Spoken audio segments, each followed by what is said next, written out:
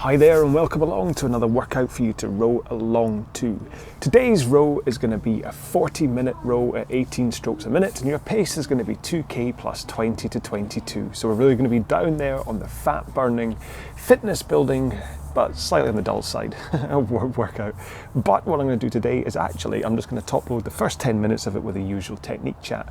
And then, just because I'm a complete narcissist, the next half hour is going to be just me talking about how I got started in all of this, okay? So because it's a long row, I kind of figure that eventually just me talking about technique will kind of run a little bit thin.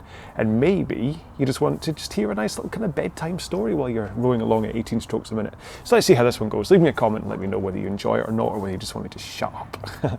Anyway, right, so you always start with a 4-minute warm-up, so let's set up our machine first. Again, you're seeing the wrong side of me, so normally I'd point here and show you the drag factor, but don't get to do that today, so make sure and set up the drag factor on your machine first. If you don't know about drag factor, please check out the video on the YouTube channel. Next up, go to the monitor and set it to eye height so you don't have to look up and you don't have to look down. And finally, foot straps should cover the bottom lace on your shoe, or if you're in socks like me, or regardless, just let you bend comfortably forwards at the front so you can get your shins up into vertical, okay? It's a 4-minute warm-up and I'll talk you through it. Remember, it's a warm-up, so I want it to be a nice gentle start. In 3, 2, 1, go. Okay, so like I say, the first parts of this warm-up, I want you to go nice and gentle. Remember, I want you to actually warm up. You don't need to hit the ground running. So, let this ease off your body.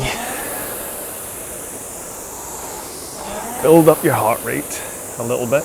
I'm going to go too high at 18 strokes a minute in warm up, but I mean, I'm already up at 105. My resting heart rate was 40, so I've got to stop dropping these T's when I say 40, 30. I keep thinking I'm quite well spoken, and then I start dropping those T's. Okay, and then we're almost a minute into the warm-up.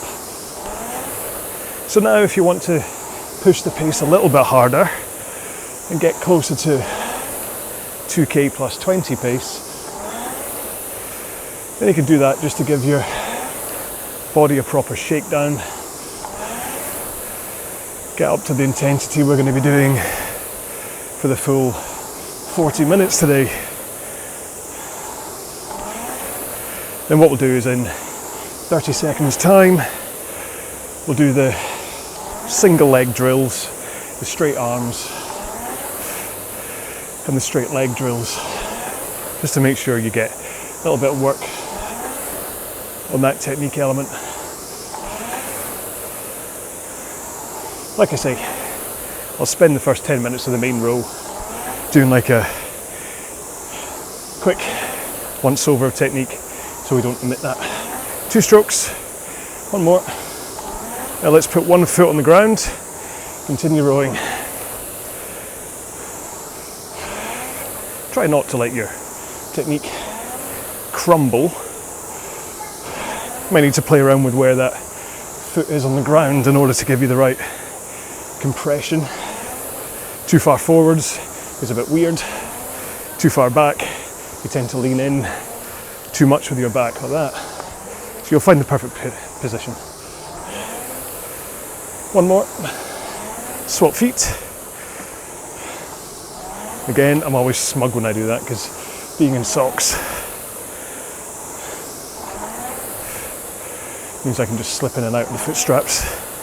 You can do it with both feet out the straps for this part of the row, but the next stage may get a bit tricky. You might fly off the back of the machine. We don't want that. Last one here. Both feet in, legs straight, and just rock over your body with your back and pull in with your arms. Remember, you do need to pull in rowing. Don't get seduced by the whole push don't pull thing, like even I was when I first started off this YouTube channel. You might push with your legs, but you still need to pull with your arms at the back of the stroke. Okay, arms straight, push out with the legs. So you push from the front, so you don't pull at the front, because you just push with the legs. And then at the back of the stroke, that is when you then pull with your arms.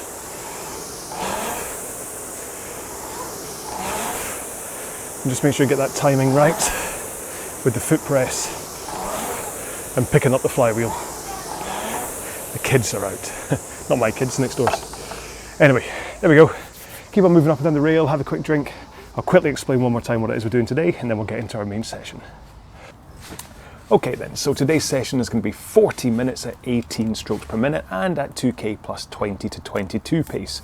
This is a fantastic good old engine building fitness row, and it also works really well as week 2 session 1 of the 2k Redux plan. Okay, so this is a great just bottom tier row to just work on your core fitness. Okay, so it's a long row, and like I say, I'm going to start off talking technique first, and then I'm just going to go and just kind of tell you a wee bedtime story if you're not allowed to fall asleep during the row. All right, so we might as well get into it. There's no point me talking to you too much here. It's a 40-minute row, so if you want to sit on the back end of the pace guide, so I'm saying plus 20 to 22. If you want to sit on the 22 from the start, that's fine. After all, we are going to be rowing for 40 minutes, non-stop, no breaks, okay? If you do need to stop to have a quick drink, then do that. I'd rather you didn't suffer through this. There's no point being completely dehydrated. That's bad, especially in a training row, but hopefully you can get through the full 40, all right? So here we go then. In 3, 2, 1, let's go. Right, 40 minutes, and I will talk technique, but I've quite obviously omitted 2 very stark details about today's row. Number 1, the sun is out again. It's like 16 degrees, and it's mid-March. Tell you one thing, there's no point me putting a lottery ticket on anytime soon. I won the lottery having 2 outside rows in the same week in the middle of March. Anyway, so that's part 1. Part 2 is my little badger. Can you see him? The row I did a couple of days ago, had to spend quite a lot of time in the edit suite reducing the wind noise on it. So I've got a little furry badger for my microphone. So I think for a start, this means that the hashtag for today's session is badger. But I think we should give him a name. So if anyone wants to name the little microphone badger cover, just leave me a comment in the comments for this YouTube video, and we will christen the badger with a name. Anyway, hopefully you're nicely warmed up. Almost 2 minutes into this main session, and after the 4 minutes of the actual warm-up, so we can start talking a little bit about technique. I'll try and go through nice and quick, and then what I'll do is I'll start telling tales of how I got started, but then I'll remind you from time to time about posture and things. So, remember there's stages of the rowing stroke. There's the catch at the front, and that's before the drive. So the catch is your position right before you drive. And the drive takes you almost to the end, but you have the finish, which is when you swing your back and pull in your arms. So that's the finish. So we go catch, drive, finish. Catch, drive, finish. Then you get the release, and that's when you release the handle and rock forwards with the hips. release, rock. And then finally, there's the recovery. And that's when you slide gracefully like a swan to the front of the machine, into that catch position, ready to start again. However, there's a whole bunch of kind of technique cues and kind of body angles that it helps to get into in each of those phases. For example, when you get into the catch, you want to be leaning forwards by tilting through the hips into a forward lean, which, as you're looking at me in this video, would be 11 o'clock on the clock face. But usually when you're watching me from the other side, it's 1 o'clock. But basically, you're leaning in kind of 1 notch on the clock face.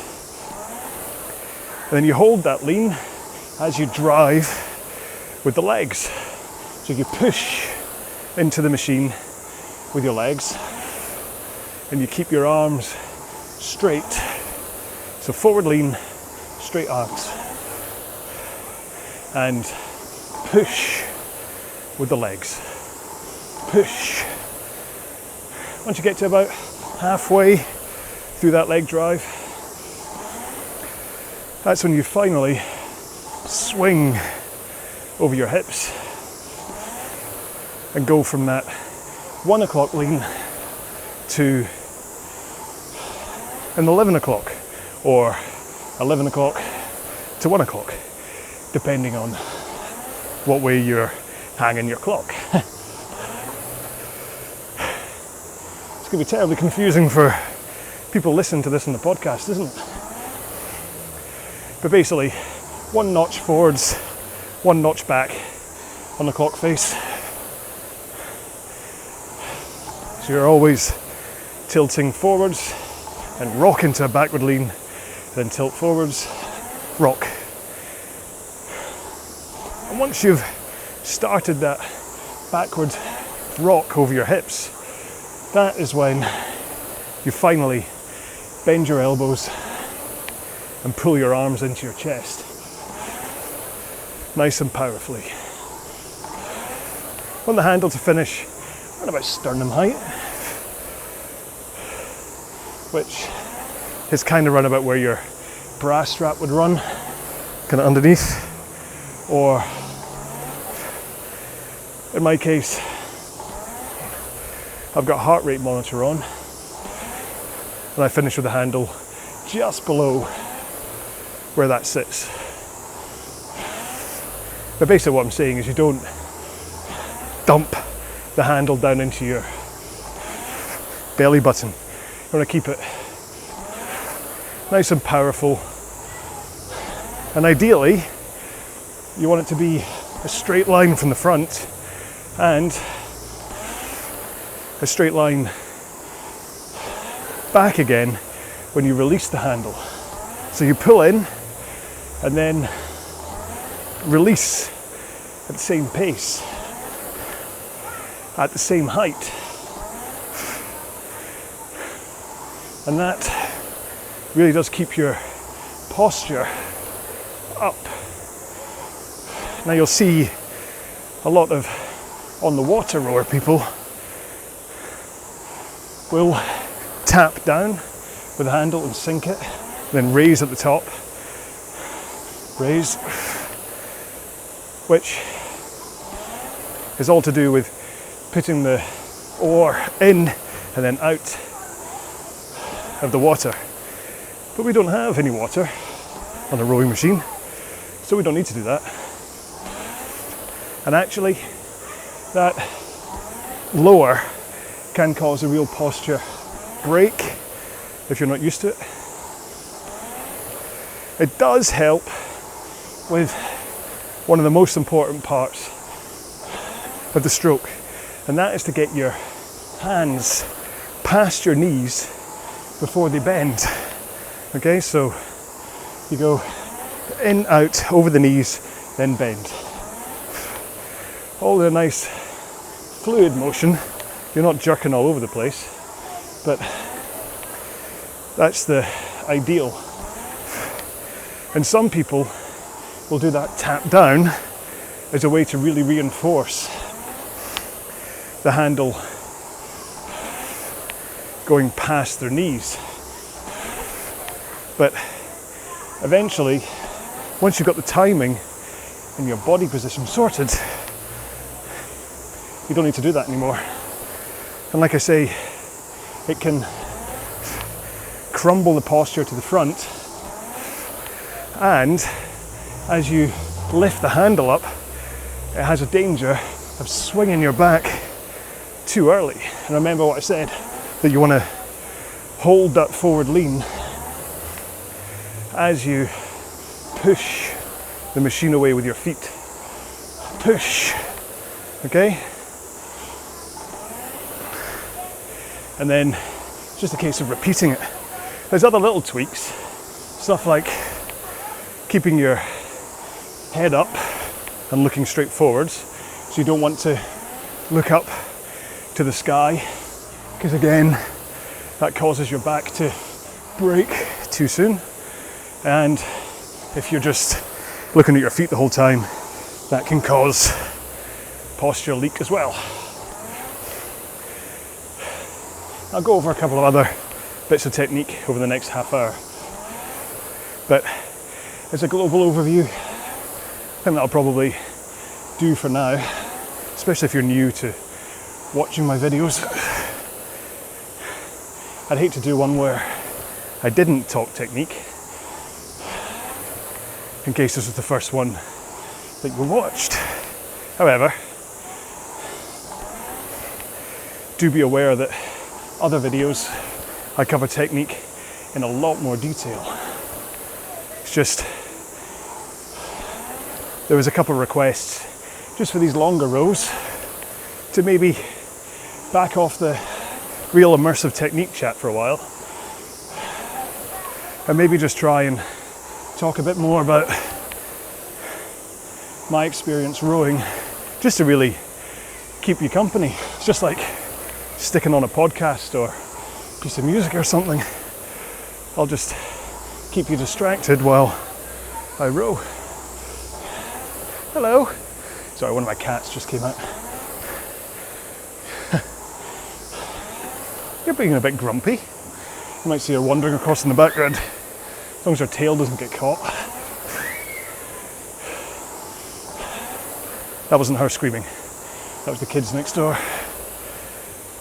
Note to self, next time I row outside, do it while the kids are still in school. Anyway, so, you ready for this? Or are you just going to turn off now? So I'm not going to talk about my entire history, right? Just want to pick it up from a rowing point of view, how I got into it, and maybe we'll get as far as the first race that I did. Actually, we've got half an hour. Let's see how far we can get. And I can pick up in week 3, session 1. This could be a regular thing. So, I used to be a squash player. And just for kind of core fitness, basic training really, I used to row. I kind of, if I wasn't playing a match or doing a training session on court, I'd just jump on the row machine, and all I do is load up a 5k row and try and do it in under 20 minutes. Had absolutely no idea about technique.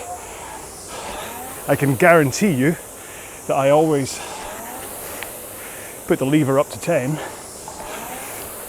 but I'd usually, I don't know, finish around about, I remember it always being around about 154 that I rowed at.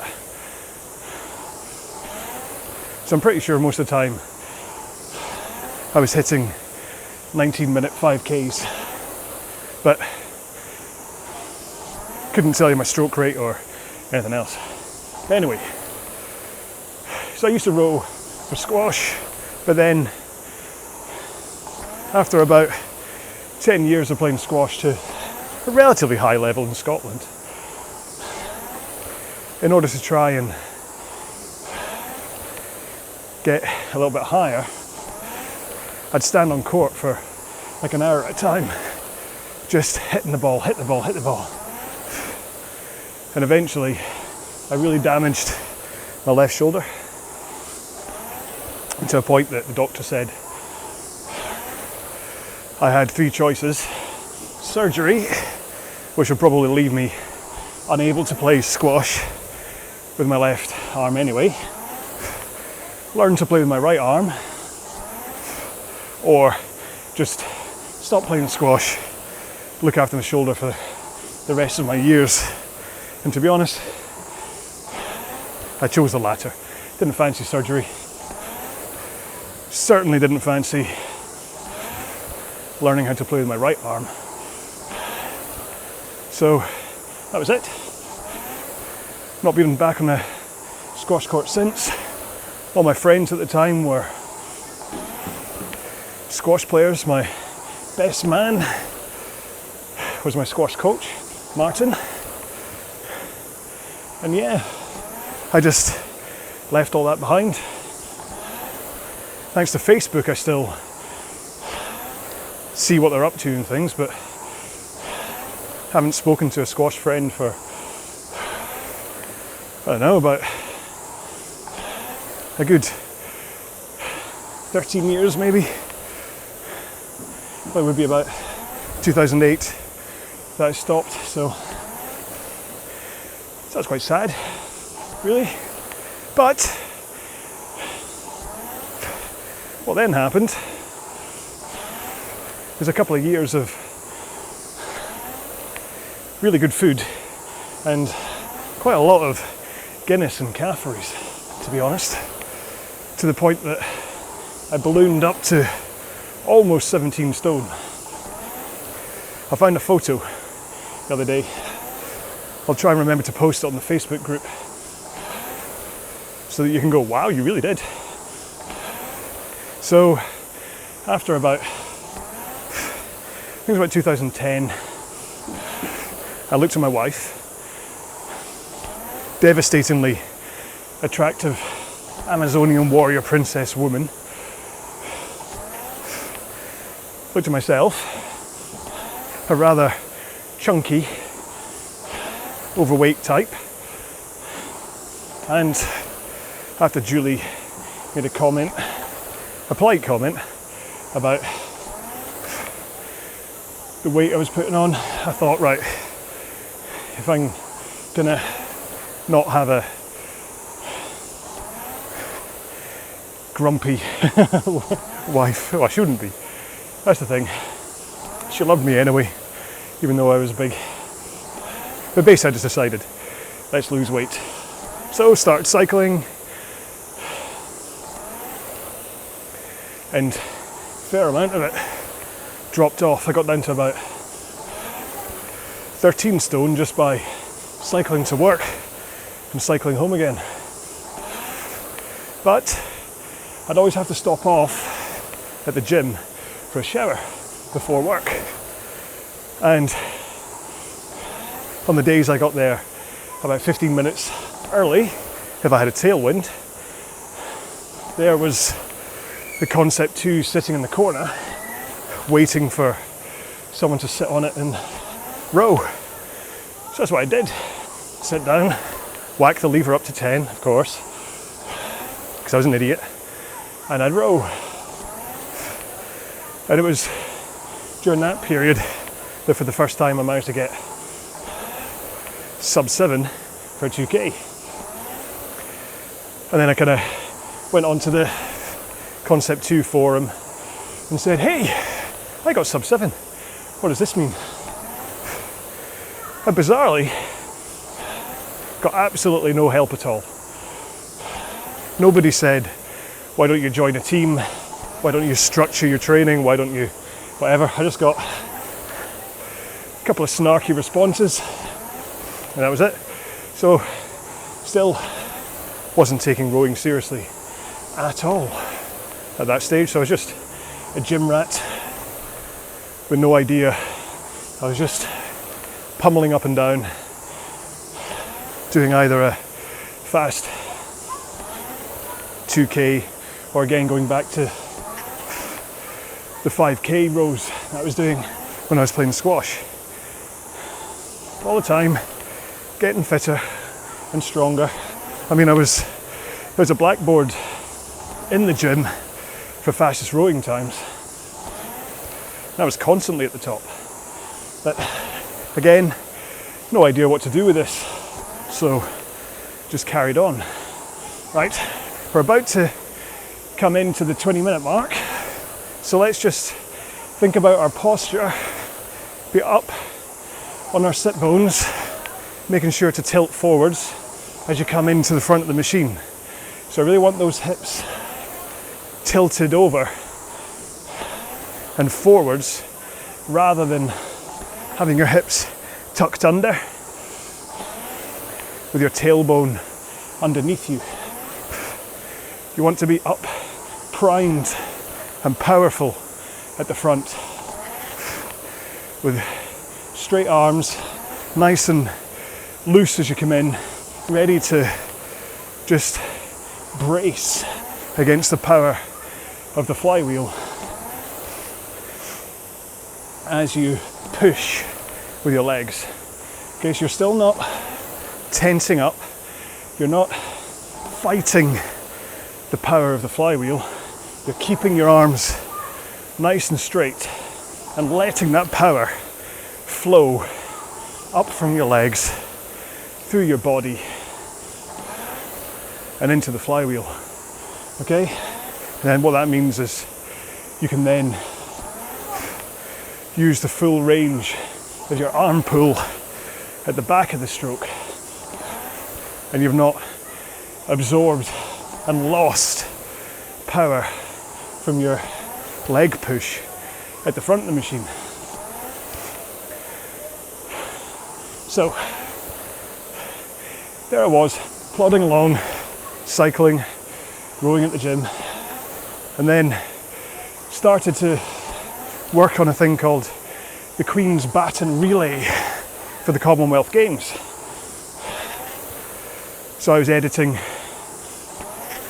a weekly news report for that and a monthly half-hour documentary about the cyclist and adventurer Mark Beaumont travelling around the Commonwealth countries with the Queen's baton, which is kind of the equivalent to the Olympic torch.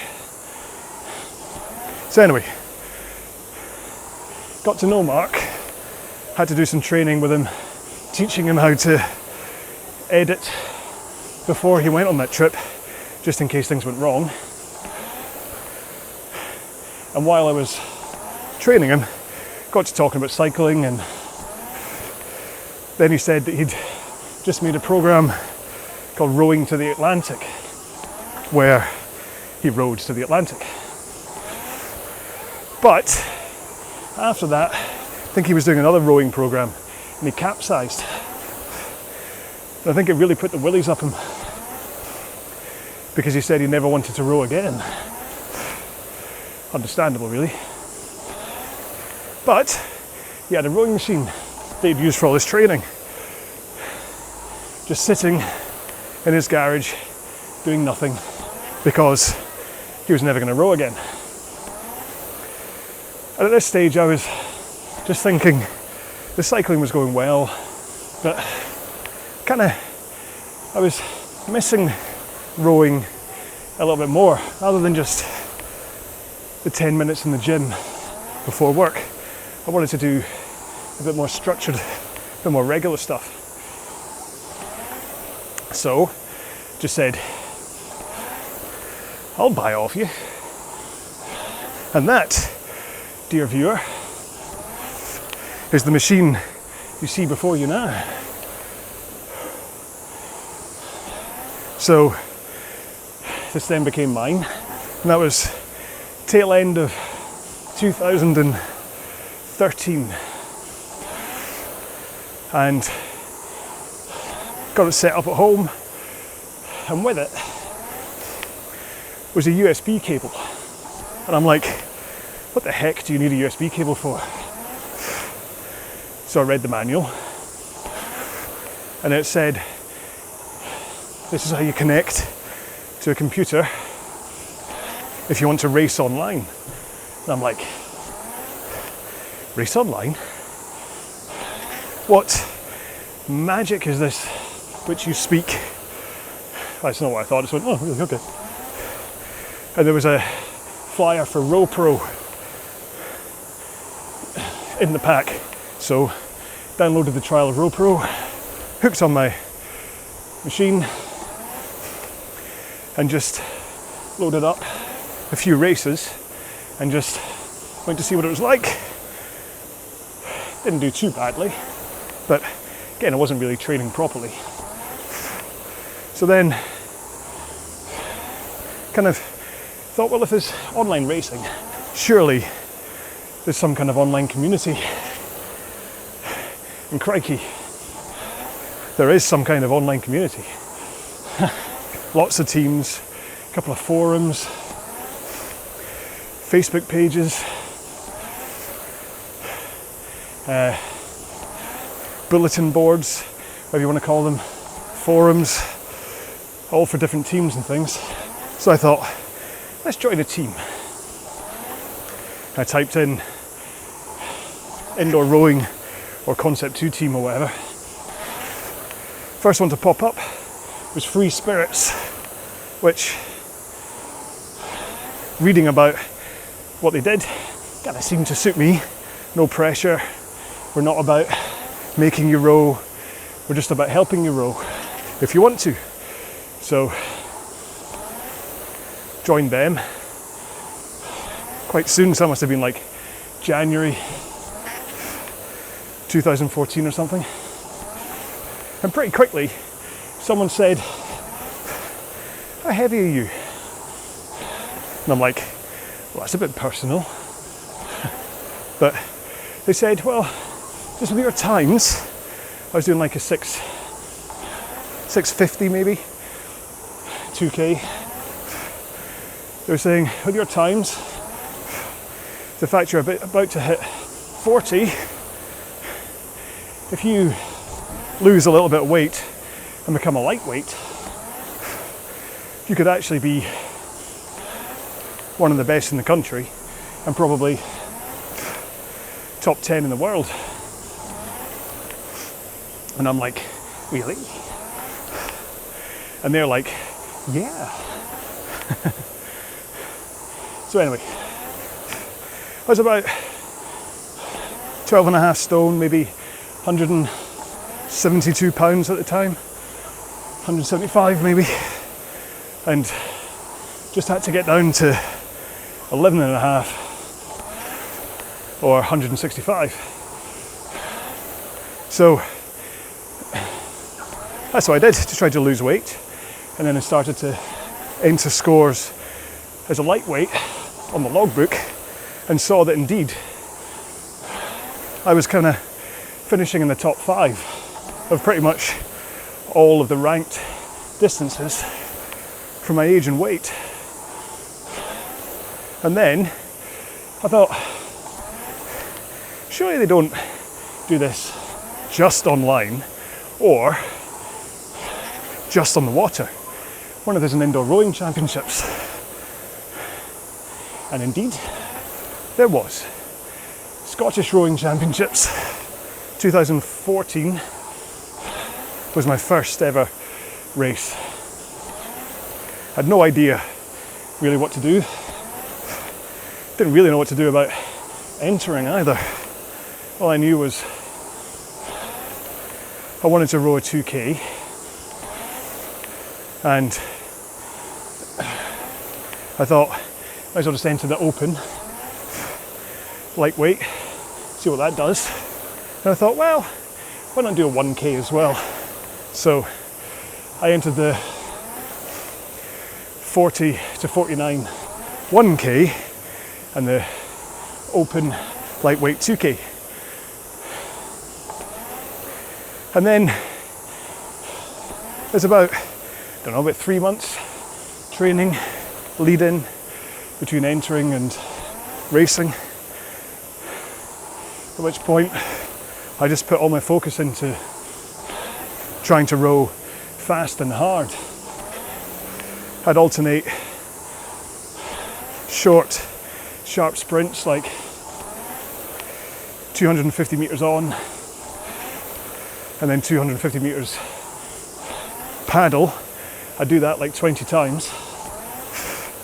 Or I'd load up a 30-minute row on Row Pro. I'd basically every single time try and do it as a time trial.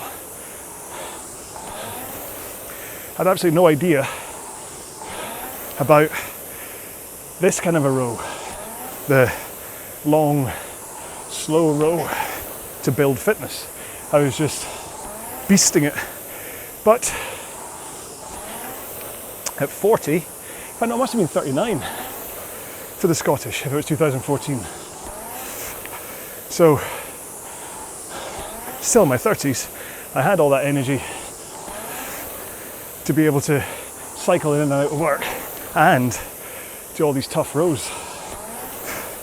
Right, 10 minutes to go. Remember, keep that technique fluid, rocking back and forth over your hips. Nice, powerful posture. Remember, try and find some kind of a rhythm to your breathing too. I want you to let your breathing help reinforce the rhythm of your stroke. Whether that's 1 breath per stroke or 2, it's entirely up to you. Whatever keeps you the most comfortable.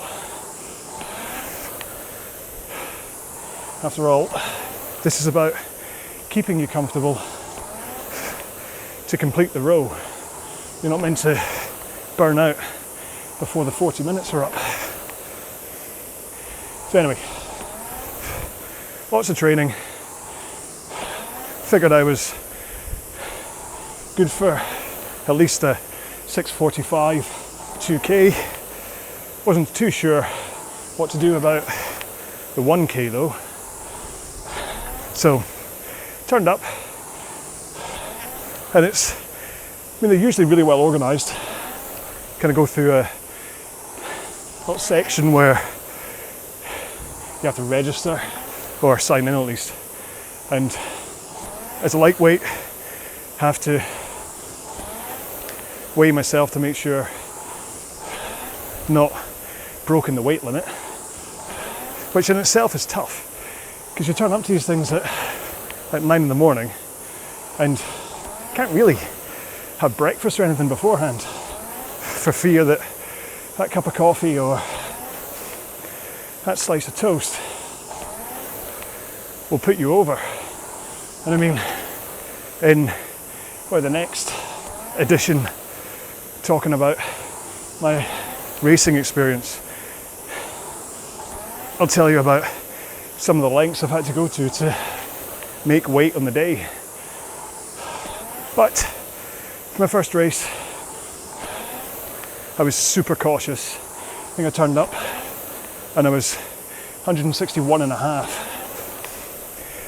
which is about 73 kilograms. So made weight easy. First race was at 11 o'clock. That was the 1K, which it turned out I was on my own for. So basically just thought, hold 145, was it? No, it couldn't have been. 140, because I got Did it in 3:20.4. I remember Roger coming up to me and saying, oh, unlucky. Didn't quite break the 3:20 there, but with nobody to race, I wasn't going to push it, especially because I knew I had a 2k race ahead of me. So anyway, 1 gold on the 1k, pretty much just by virtue of no one else turning up. And then 3 hours later, so a good period of time later, there's the 2k, which in the open I think there were 4 entries. I thought, oh, here we go. I'd already checked their names, and looking at the online results, I thought, I'm in with a chance here.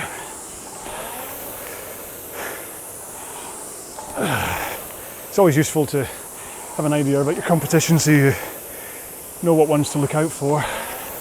And you can see on the monitor where they are. So it's coming up to race time, and I'm kind of actually quite nicely focused, thinking, all right, got that nervous thing going on where I'm like, this is going to be tough, but hey, it's my first race. Let's see how it goes. And then we start. Now there's usually, in these live races, it's not just your group that races. So there was the open, I think the 30 to 39 and 40 to 49 was running as well, lightweights, as were the university open. That's fine, gives for lots of people rowing, lots of a crowd, lots of noise. So I row, and it's just me and 3 other guys on the screen. So I know exactly what's going on, as long as I stay above Chris Kelly, who was my closest at the time, then I should win. 2,000 meters later, 6:44.5, so under my 6:45. Julie has been screaming at me through the race to keep going, so I think Chris was 6:46. Very close finish. But hey, I won. This is great. First race, I pick up a easy gold, but then have one heck of a race and pick up gold in the open as well. So I'm at this point lying on the ground, rolling around on the floor, unable to breathe, because I just put everything in to my race. And then eventually slide off the race floor and wait for the medal ceremony, which can sometimes be a good hour away because they've got a whole batch of other races to run. But there I am, standing in line. Medals are getting handed out. Bear in mind, I'm still not entirely sure what the format is. And then I'm left on my own once all the lightweights have been handed out. And I'm like, what? At no point did they say, and lightweight gold, John Stevenson, yay! So I asked someone, and he's like, oh no, you came 11th. Hey? Turns out, remember I mentioned the University Open that was running at the same time? Well, apparently I was up against them as well, even though it wasn't showing on my race monitor and there was nothing to communicate. Honestly, I'm not bitter. Turns out, I mean, it's fair. The guys that got 1, 2 and 3 were all like 620 guys. So I was nowhere near them. Had I even seen them on the screen, wouldn't have mattered. I wouldn't have won. But just that element of, I wish I'd known. If only to reduce the embarrassment of standing up, waiting for a medal that was not mine. Now this theme actually comes up again in a few months, or it'll be a year. I think it's a year after that, when I was in the British Indoor Rowing Championships for the first time. But you're gonna have to wait to hear about that in the next edition. That's if I continue this. I mean, the plan is week 3, session 1, do the same again, make it 45 minutes, quick technique chat, and then I'll continue my autobiography. Let me know if it was interesting. I mean, I'm only doing it because a couple of people had asked to know a little bit more about my background leading up to where I am now, so seems these long rows are the perfect time to do it. There we go. For me at least, talking to you for the past 40 minutes certainly made the time pass, so I can only hope the same goes for you, that 40 minutes spent listening to my experiences, hopefully I've made it entertaining enough for you. So I'm just trying to find my 2-minute cooldown on Ergzone. No, I wasn't talking to you, Siri. There you go. I don't normally use the phone holder when I'm in the studio because it ruins the aesthetic. Yeah, whereas outside, doesn't matter, you've got all this. Okay, 2-minute cooldown. I mean, you shouldn't be absolutely floored after that 40 minutes, but it's still important to do a cooldown. Okay, so here we go in 3, 2, 1, let's go. It's the same, just 18 strokes a minute, but this time, all I really want you to do is make sure to focus on connecting with the legs and the arms and the upper body, just to let your muscles engage and cool down. Don't really want your muscles to just stop and feel like the blood to just hang around in the muscles. You want to let your blood transport all the carbon dioxide away and whatever other acids are produced. Now, so I always get wrong. I know that lactic acid is something that's produced, but they've kind of debunked that as the cause of the burn. Lactate, isn't that what women produce when they're feeding babies? But there's definitely something lactatey.